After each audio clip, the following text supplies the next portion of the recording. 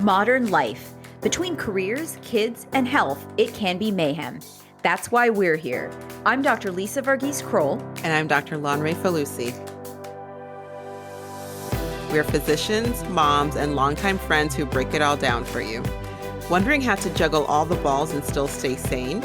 Looking for advice but don't want to be overwhelmed? Curious about how to make the most out of life for your family but enjoy it at the same time? You're in the right place. Welcome to Health and Home with the Hippocratic hosts. On this episode, we're talking about birth order, firstborns, middle children, babies of the family, or onlies. How do these family positions affect your children's personalities?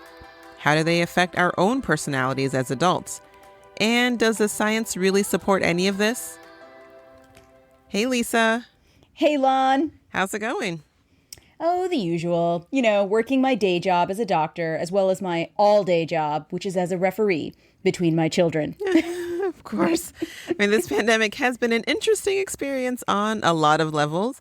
One of them is the increased amount of time that siblings have had to spend together over the past few months. It's so true. You know, like in other cultures, siblings do spend most of their time together as children, but that's not always true in Western culture where kids are, our kids are typically in separate classrooms or separate school buildings 8 hours a day, and then they're pretty intensely scheduled with individual activities the rest of the week. So being in quarantine with only siblings to play with for months on end has definitely been a new experience for many of us. How have your kiddos been doing with it? You know, they've actually loved being together more. So my 1.5-year-old daughter seems to just love the extra attention. Oh. Yeah, it's so cute. And then my 5-year-old actually is practicing her reading by reading her old baby books to her sister.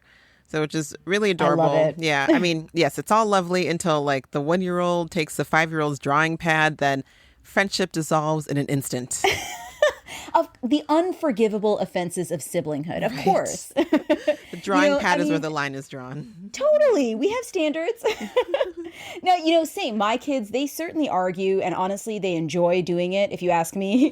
But my husband and I have definitely seen them getting along better over the past few months. That's great. It's like they've realized that they have to work together to come up with activities, and if they annoy each other, they'll be stuck playing by themselves. So fighting's now really more trouble than it's worth. Oh, yeah. I can totally see that. There's nowhere else to go. So you gotta get along. So that's why we wanted to talk about the topic of siblings and birth order. So does birth order really change our personalities? And which is the best birth position? And Lisa, have they finally realized that the best birth position is the middle child? Nice try, middle child. Had to put that in there. Of course. What else do you expect Only from the middle best. children? Only Really? the best. So for our listeners, Lonray is a middle child and I'm a firstborn. So we're going to see how well we fit our respective groups. So, two of the earliest psychologists to publish on the idea that birth order shapes personality were Alfred Adler in Austria and Frank J. Sulloway in the US. And they both believed that firstborns were natural leaders, while laterborns were typically rebellious. And birth order theory expanded significantly in the 20th century, and one of the more well-known modern authors on birth order is Kevin Leman, author of the Birth Order book. And thanks to the writings of all these people and more, there are many character traits that have traditionally been associated with each birth order position. So, of course, first, we talk about firstborns, a group close to my firstborn heart. Some of the characteristics often ascribed to this group is that oldest children tend to be natural leaders due to having cared for their younger sibs. They have higher intelligence, tend to be very accomplished, are very reliable, and are rule followers. And they can also be very perfectionistic, critical, rigid, and more likely to develop medical problems like ulcers or migraines due to their internalized pressure. And they can sometimes be overly compliant because of their respect for rules. Okay, Lon, I think this is hitting freakishly close to home for me. I think my parents will totally say this is me, and it's also pretty accurate for my firstborn daughter. But my firstborn husband and my firstborn dad do not share all these stereotypical traits. They're both very accomplished and reliable, but they're not aggressively trying to boss everyone around like the rest of us older children. No, I will agree. Yes, you are definitely of high intelligence and accomplished and reliable. So yes, I will give you all that. And then on to the middle children. So this group is often thought to be more creative because they can get lost in the shuffle of the accomplished firstborn and the baby lastborn. They're also thought to have fewer emotional disorders because of growing up with constant companionship. They're often considered to be good negotiators, or they're diplomatic and often have many friends. So the flip side is that they can be too conflict avoidant and can be secretive, and often are the first to look outside of the family for social support because they're tired of being too young or too old for their siblings' activities. So they might seek out their own peer group earlier than their siblings do. I think it's definitely true of you as a middle child that you are diplomatic with many friends, but you also have the stereotypical firstborn qualities of being accomplished and reliable and a leader. And if we're to believe birth order theory, that may be because your two older siblings are both boys and you are the first girl, making you a functional firstborn. Oh, yeah. No, I definitely thought I was the boss of the house, even as the third of 5 children. So see, there we go. And then we come to lastborns. This group is often felt to contain a large proportion of future entrepreneurs because they grew up feeling like they weren't really taken seriously by their siblings or their parents because they were the baby. So they have to blaze their own trail and prove their worth. And they're often felt to be more relaxed because parents are often more relaxed by the time their last kid rolls around. I mean, my youngest is only 6, and I already feel like that part's true for us. With your oldest, you're like triple sterilizing every bottle. And with your youngest, you're blowing dirt off a pacifier and calling it good. Oh, yeah. That's totally the 5-second rule. Totally. Is completely in play with the younger kids. You stretch it to 10 seconds. Yeah. 30 minutes. I mean, how bad could it be? That's still on the floor here. Pop it in your mouth. Poor lastborns. But, a 2015 study out of the UK showed that youngest kids were the funniest, perhaps because they felt that traditional academic achievement was already covered by their older siblings. I mean, in my family, that's very true of my younger brother. He's totally the funniest, but he's also very academically accomplished. So how is that fair, honestly? Like, how do you get both? But they're considered to be charming and affectionate, but also manipulative, attention-seeking, and underachieving, particularly if they have multiple successful older siblings. I think it's so interesting. And then what about the kids who are only children, or maybe functionally only children? So they are the firstborn and the lastborn if they're onlys. So they get the benefit of their parents' undivided attention to help make them high achieving while also maybe being babied. So there is some evidence that they may have some lower social skills at the start of school due to not having siblings, but they do catch up by middle school. And many psychologists feel that an age gap of more than 5 years causes birth order to reset, so that a child born while her siblings are in middle school, for example, while technically is the baby of the family, may be functionally an only child. That is so interesting, right? Because it does sort of change things for birth order when you take into account age, especially age gaps. Right. But then the opposite of that is multiple births. So frequently, even though twins, triplets, or higher order multiple birth siblings, even though they're all the same age, they'll often each take on a firstborn, middle, or lastborn role. And because they're the same age, and especially if they're the same gender, they may feel more pressure to differentiate themselves from each other than regular siblings do. And stereotypical birth order roles is one way that they might choose to do so. One study showed that twins who were separated at birth actually grew up to be more similar to each other than twins who were raised together, possibly because they did not grow up as a pair that needed to set itself apart from each other and instead felt more free to be who they really were. I think that is so fascinating. I know. Yeah. And so multiple births are one thing that might sort of change around how we think about birth order. And there are lots of other monkey wrenches, things to consider that might kind of, put into question or make us think differently about some of the birth order theories. So one of them is culture, especially when it comes to how gender is looked at. So, for example, if the male gender is highly valued in a society, then a male who's the second born may actually grow up with more of a firstborn experience than his firstborn sister. On the converse, if a family has all boys and only one prized girl in the middle, that girl may have more of a firstborn or lastborn experience than a middle child one. So we have to think about sort of what role gender plays and sort of what the culture kind of sees as, male versus female. That's so true. I think that was my mom's experience, being the middle child, but the doted on only girl. Sickness is another wild card. So if a firstborn is seriously ill or has other obstacles, a later born may become the functional firstborn. Disability, or interestingly, extreme talent, can take a child out of typical birth order. If a thirdborn is an Olympic athlete, for example, the family may arrange its focus around that child in a way that might otherwise have happened for the firstborn. Yeah, and another thing to consider as we think about what role birth order plays is the temperament or the personality of each child. So, for example, if a firstborn doesn't naturally fit the family business, then another child may step into that role and become more of the leader. So if you have sort of the, outcast of the family, even if they're the firstborn, they may not end up playing that firstborn role. And if there's another sibling, they might kind of sort of take over that role and get more of the parent's attention and maybe have more support to being, more accomplished and more successful. True. And another monkey wrench is adoption or blending of families. Depending on the age of the children entering the family and the ages of the children already there, traditional birth order roles can be altered. And in these cases, it can be even more important than usual to assert, the value and importance of each child because of the upheaval that comes with these changes.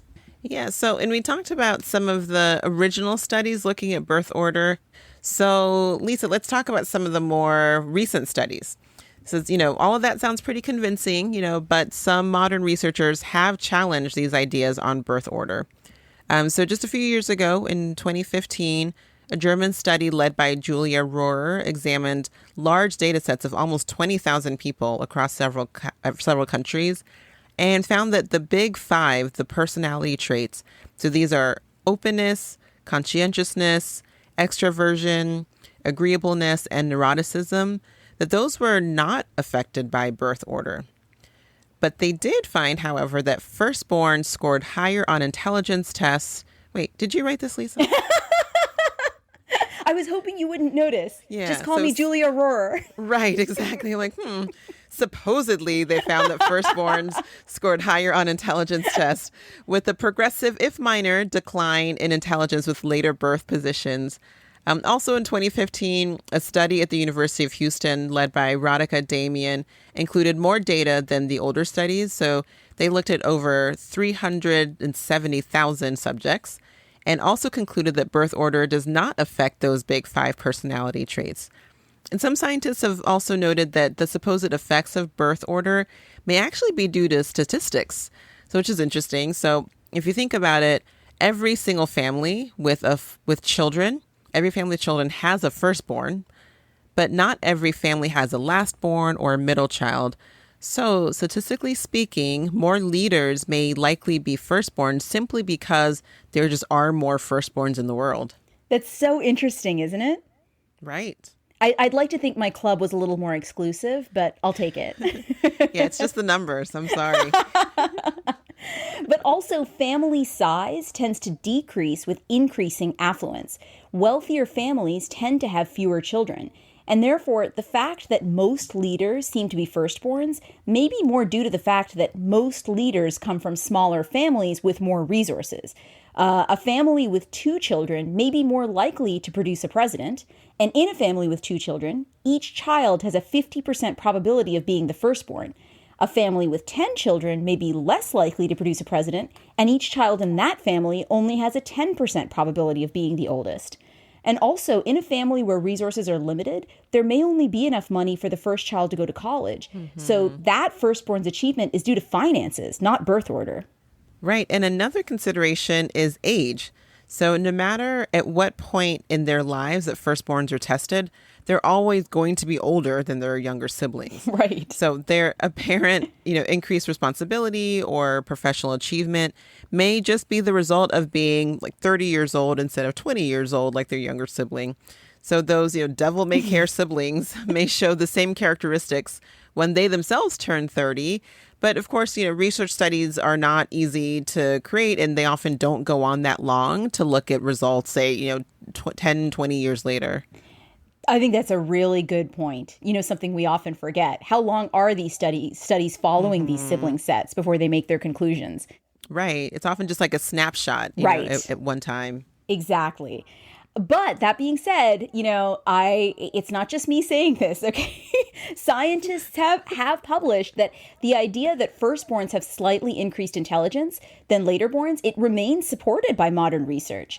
In 2007, Norwegian researchers Peter Christensen and Tor Bjerkedal found that these intelligence differences were present in their study and not due to biological factors, such as, they were hypothesizing maybe mothers' first pregnancies are somehow better at building brains.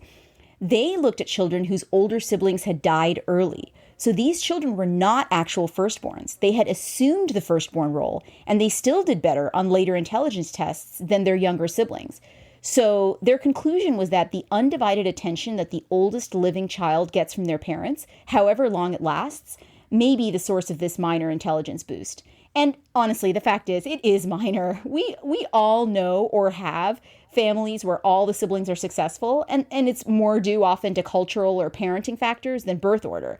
After all, if all siblings in a family are doing well, or are not doing well for that matter, it can't be birth order that's responsible. Right, exactly. So, here's our conclusion. Birth order is fun to think about and to use to explain the personalities of the people around us. And there certainly are some general birth order trends that even modern research supports. But birth order, it's not a straitjacket. Every child has potential, every child has gifts, and hopefully we can all encourage these gifts while helping kids grow up to see their siblings as supporters rather than competitors. Amen. So that brings us to the Physician Mom Life Hack of the Week. So, as we've been talking about birth order, it can be fascinating to consider in our children. But what about how our own birth order affects our parenting? Well, check out the parents.com piece that we've linked in our show notes at hippocratichosts.com, which is an article that talks about how parents' birth order can impact how they raise their own children. Again, these are generalizations that don't apply to everyone, but do any of these stereotypical qualities sound familiar to you? This week, try making a conscious effort to bring in a parenting element from another birth order. So if you're a perfectionistic firstborn parent, guilty, identify an area in which you can be more malleable, like many middle child parents. Maybe homework doesn't have to be finished before dinner. Okay, sorry. Even this middle child parent says homework absolutely needs to be done before dinner. Sorry to interrupt. Okay. Continue, please. Maybe you and I both need to need to look at this piece. Okay, we both need this life hack this week. If you're a carefree last-born parent, unlike Lonray or I, maybe resolving to stick to a schedule will help your kids feel more direction. At the end of the week, see if consciously making a change was a benefit to your family, and if it was, commit to it. So, thank you for joining us this week. We wanted to remind you, of course, to follow us on Facebook, Instagram, and Twitter. And please, we'd really appreciate it if you subscribed and review us on Apple Podcasts. And of course, if you like what you hear, please share this podcast with a friend. Thanks, everyone. Thanks for listening to Health at Home with the Hippocratic hosts. Remember that all views expressed here are our own, not our employers, and all content is for informational purposes only and should not be construed as medical advice, nor the establishment of a doctor-patient relationship. Always consult your own physician or healthcare team for any medical issues. If you enjoyed this episode, please rate us, subscribe, and tell a friend. And check out our website at www.hippocratichosts.com for show notes on this and all our episodes. Can't wait to chat with you next time.